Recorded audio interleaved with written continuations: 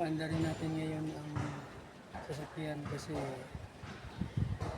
3 days na siyang hindi pa pinapaandar.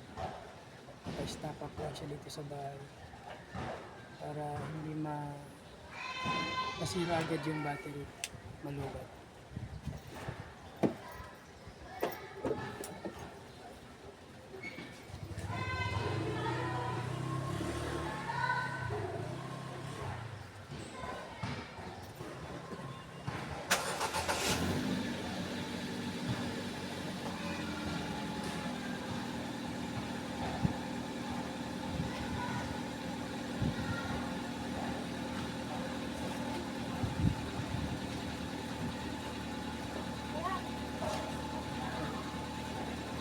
Saka pala nalaman ko na sira yung battery. Kailangan pala pag sinukat mo siya, pag pumalo siya ng 8 volts direct current pababa, ay talaga palitin na yung battery. Kasi sinubukan ko siyang chinarge yung lumang battery ko ng 8 hours. Hindi pa rin hindi pa rin nagbago yung voltahe niya. At sinubukan pinabit, ayaw pa din. Kaya mapapayo ko po kapag 8 volts direct current na lang po yung battery natin, i-replace na po natin. Palitan na natin ng bago. Ano po? Siguro marilig ko din itong battery yung mga branded na. Huwag yung mga generic kung tawagin. Branded dapat na battery. Kasi ang lifespan niya, maabot ng 3 years to 4 years eh. Hindi yung battery ko eh.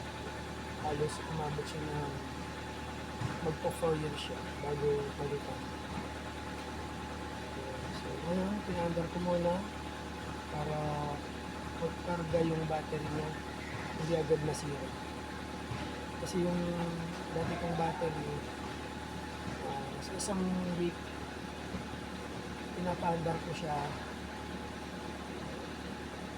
isang week lang. Kaya siguro, masira na agad siya. Hindi na rin kasi naabot siya ng 4 years. Kaya much better siguro po kung may mga sariling sasakyan na hindi ginagamit, naka-stock lang sa bahay o sa paman na hindi pinapaandar.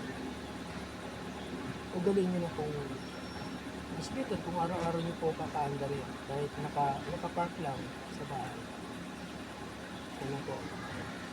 Yun na po yung mapapayo. Kasi kung hindi mo siya gagamitin o hindi mo papaandarin ng isang week, possible pong madali po siya masira yung battery.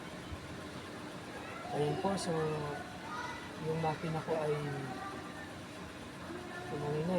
nag-minor na. Ibig sabihin po nun, uminit na po yung makina, then maka-charge na rin na po ng maayos yung battery. Kaya naangkop na yung level niya, naabot na yung level niya doon sa battery. Kumbaga, nagbaba siya, sinagano siya, nagkarga na siya. Ano po? Sige, patayin po natin yung makina dahil tapos na po yung pagpapainit natin na sasakyan.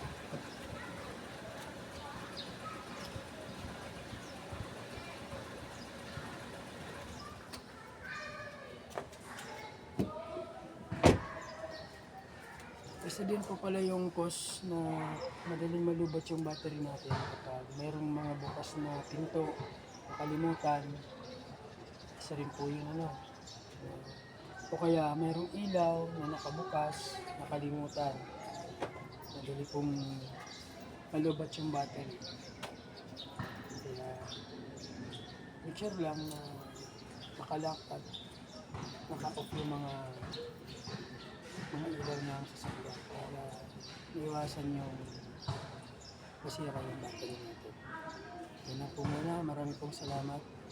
Please subscribe and like and share kung nagustuhan niyo po yung aking video tutorial. Kung hindi naman, okay lang naman po. Maraming pong salamat.